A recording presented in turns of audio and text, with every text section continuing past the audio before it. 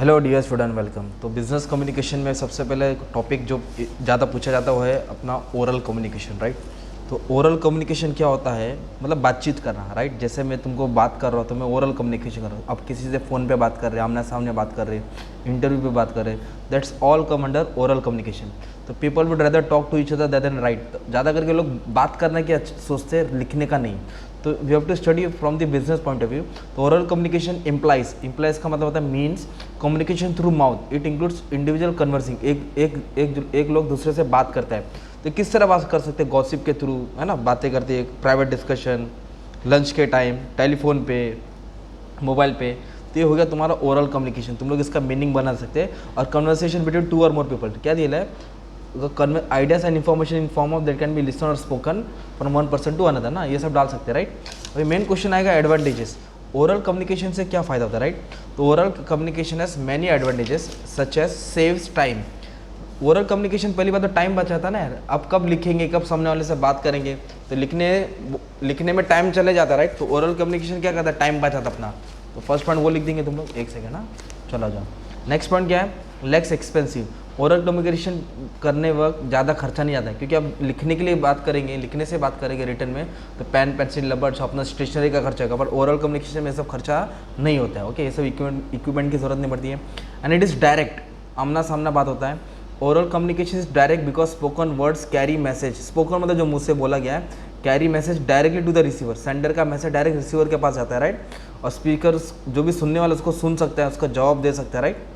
और इनफॉर्मल मतलब होता है एकदम पर्सनल रिलेशन, ओके। तो from the oral we can make a personal relation. और ओरल कम्युनिकेशन में क्या होता है? इंस्टेंट फीडबैक आता है। फीडबैक मतलब रिप्लाई, है ना, reply from the speaker, sorry, reply from the receiver.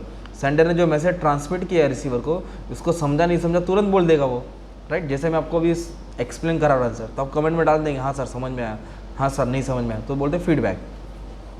Persuasive nature. Persuasive का मतलब होता है मस्का मारना। तो आप लोग को किसी को मस्का मारना है तो मुंह से ही कुछ बोलना पड़ेगा, अच्छी बातें करना पड़ेगा, तारीफ करना पड़ेगा। तो अपने तरफ खींचने के लिए ओरल कम्युनिकेशन का ही इस्तेमाल होता है, राइट। ओरल कम्युनिकेशन का परसुएसिव नेचर, स्पीकर कैन जज द रिएक्शन और रिस्पॉन्स ऑफ द ऑडियंस। उसके हिसाब से वो अपना बातें स्टार्ट करता है और लोगों को अपने तरफ अट्रैक्ट करता है। और ओरल कम्युनिकेशन एक अच्छा खासा रिलेशन डेवलप होएगा, मोटिवेट्स कर सकते हैं, नया नया आइडियाज़ जनरेट होता है तुरंत। तो ये सब पॉइंट डाल देने का था, एडवांटेजेस है, राइट। तो फिर इसका बुरी बात क्या मालूम है? ओरल कम्युनिकेशन का सबसे बुरी बात है प्रॉब्लम ऑफ रिटेंशन। रिटेंशन मतलब दिमाग में बातें याद रखना। तो अभी जो भूलता है बार बार, तो आप उसको ओरली बोलेंगे तो भूल जाएगा ना यार। तो ओरल कम्युनिकेशन दिमाग में नहीं रख सकते, इंसान है भूलता ही है, तो वो दिया रहेगा। तो हर किसी को चीज़ थोड़ी समझ में आएगा, राइट। इसके लिए लिख के दिया जाता है ना। तो इसकी पहली बुरी बात क्या है? इट कैन नॉट रिटेन, हम लोग मेमोराइज नहीं कर सकते। लैक्स मतलब होता है नहीं, लीगल वैलिडिटी। रिटर्न कम्युनिकेशन क्या प्रूफ होता है, हाँ कि इसने ये ड्यूटी दिया था, इसको वो काम करना है। ओरल कम्युनिकेशन क्या होता है? मुंह से बोला है, तो इसमें कोई रिकॉर्ड नहीं रहता, प्रूफ नहीं रहता है, तो लीगल वैलिडिटी नहीं रहेगा इसमें, है ना। बाद में क्या बोला? लैक्स अकाउंटेबिलिटी। अकाउंटेबिलिटी का मतलब होता है जवाब देना। कि अगर बॉस ने एम्प्लॉयज़ को कोई काम बांटा है, बोला कि आपको ये काम करना है, तो एम्प्लॉयज़ बाद में भूल गया तो क्या बोलता? आपने बोला ही नहीं मेरे को।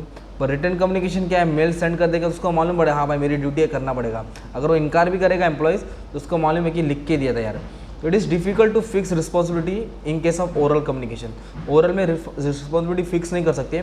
If something goes wrong with the real oral communication, speaker may deny the fact and figure. क्योंकि स्पीकर क्या कर सकता है? पलट सकता है, विच में भी ही हैज़ स्पोकन, मैंने ऐसे बोला ही नहीं, मैंने ऐसे कब बोला। इसके लिए रिटर्न कम्युनिकेशन बेस्ट रहता है। और ओरल कम्युनिकेशन में मिसअंडरस्टैंडिंग हो सकता है स्पीकर और रिसीवर के बीच में, राइट। और problem of distance, oral communication आसपास के लोगों को ही सुना देगा, जो दूर दराज रहेगा तो उधर ओरल कम्युनिकेशन पहुंच नहीं पाएगा। फॉर एग्जांपल नेता कोई भाषण दे रहा है, राइट, स्पीकर पे, तो ऑडियंस को आवाज़ पहुंचाने के लिए ओरल कम्युनिकेशन ही चाहिए।